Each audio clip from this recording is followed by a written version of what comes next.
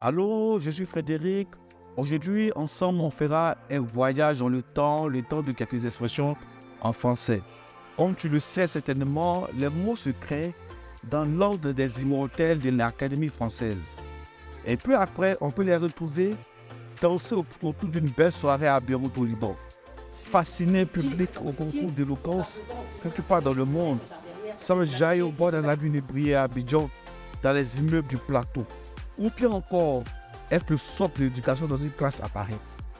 Et comment ne pas se souvenir des envolées lyriques des chefs lors de la campagne électorale législative du Québec en 2022. Bref, partout dans le monde, les expressions françaises rythment notre quotidien. Pourquoi?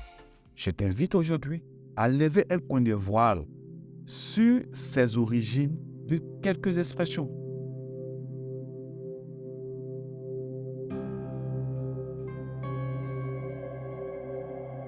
Avoir une épée de Damoclès au-dessus de la tête. Bien sûr, cette histoire se passe dans la Grèce antique. Il s'agit de Damoclès qui était un courtisan de Dédis l'Ancien, qui était le tyran de Syracuse. Ce dernier, sans cesse sous la surveillance de nombreux gardes à l'intérieur de son château, vivait dans la crainte et trouva des courtisans chargés de le flatter, de le rassurer.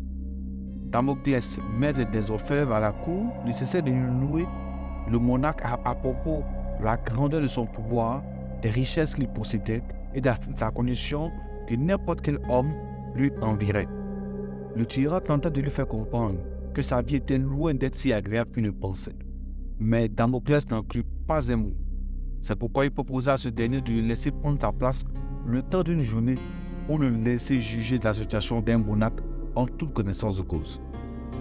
Dédis offrit à l'orfèvre tout ce qu'il désirait et l'invita à un banquet au cours duquel Damoclès croyait être comblé par la fortune, avant d'apercevoir une épée au-dessus de sa tête, que le tyran avait suspendue avec un crin qu'il avait arraché à la queue de son cheval.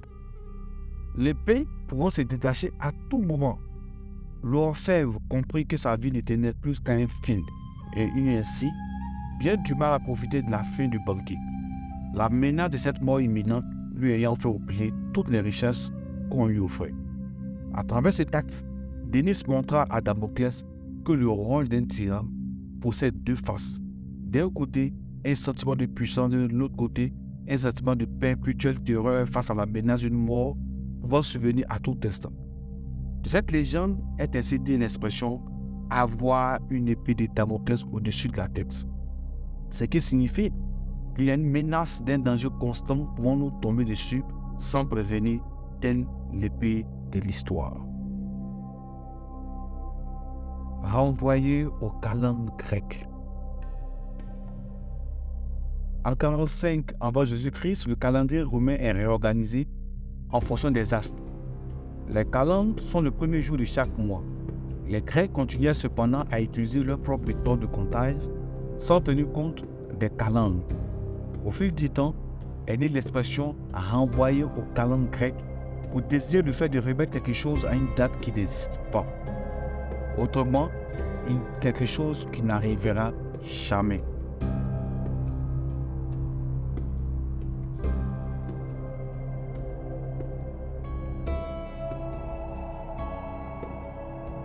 Entrer dans l'arène. Dans la Rome antique, il était coutume de voir que le roi ou l'empereur offrait un spectacle d'une certaine nature à la population où on aménageait un espace tout dédié qui ressemblait parfaitement aux amphithéâtres, aux arènes de la Grèce, où il se déroulait des compétitions sportives, des combats de gladiateurs, dans le but de faire bien plaisir à la population ou à l'empereur. Alors, descendre dans l'arène ou entrer dans l'arène était une expression qui voulait dire c'est accepter un défi, c'était s'engager dans une compétition. Aujourd'hui, nous utilisons cette expression pour dire s'engager toujours dans une controverse, dans une compétition, dans un débat. être le bouc émissaire. Nous sommes toujours dans l'Empire romain, précisément dans une de ses colonies qui est Israël, dans le temple de Jérusalem, qu'il est bon de rappeler, qui a été construit par le gouverneur romain Hérode et offert à la population juive en vue de l'adoration de leur Dieu. Nous sommes ici dans le passage pour référence dans le livre de Lévitique qui présente une série de rituels de purification concernant tant le sanctuaire que la communauté juive en général. Dieu prescrit à Moïse une série de rituels, une série d'actions qu'il devait faire dans le but de pouvoir atteindre une certaine purification du peuple. Dans un premier temps, il devait procéder à un tirage au sort en 2 boucs.